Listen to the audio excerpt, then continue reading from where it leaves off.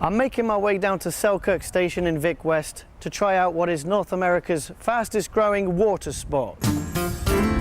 Stand-up paddleboarding. This guy makes it look easy, but I've never tried it. I wonder if I can stand up and glide gracefully along the water like he can. The last time I wore a pair of shorts is when my mum beat me at tennis. Now, I've got this life jacket on, but what else do I need?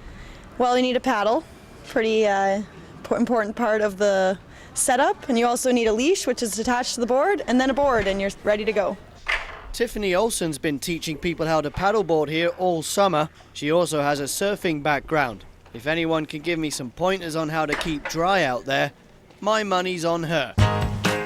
Three's Company. Along for the ride is Angela Gates. She's Tiffany's classmate at the University of Victoria. They're both studying biology. Angela's also a new employee at Selkirk Station. This will be her first time paddleboarding as well. There's absolutely no way I'm falling off this.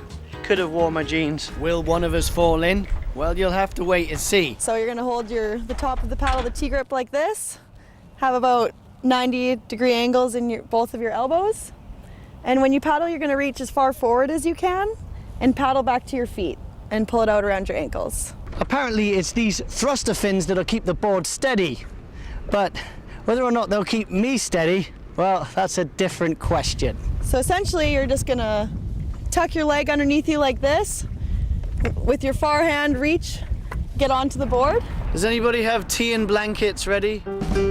Tiffany recommends starting out on your knees. You know, to get a feel for it first with a lower center of gravity. At this point, I'm also on my knees praying I won't fall in. The ocean water can be quite cold this far north of the equator. All right, when you're switching hands, you don't need to do a ninja sword trick like he does. You just can take your top hand, let go, and bump up your bottom hand, and it'll take your paddle to the other side. While I get to grips with the wobbly board on my knobbly knees, it's Angela's turn to take the plunge. Look at the intense concentration on the faces. Neither of us want to take a nosedive. Stand-up paddleboarding traces back to Polynesian culture.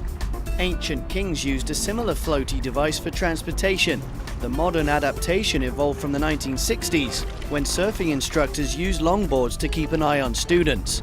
And I hope Tiffany's keeping an eye on me, because now comes the real task, standing up. Ta-da! I'm a bit shaky, as you could tell. Definitely not a pro yet like Tiffany. It'll cost you $65 for orientation and 2 hours on the water. It's the ultimate workout for core strength training. Your first stand-up paddleboarding experience, how was it? It was good. It was easier, I think, than I expected, especially after all those instructions. How do your legs feel right now?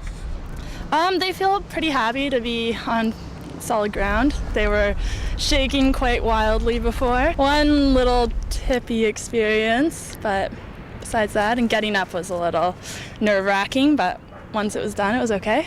In this early stage of my professional career as a stand-up paddleboarder, I will have to say that I prefer to be on my knees. Reporting from the Selkirk Waterway in Vic West, I'm James Green for The Daily.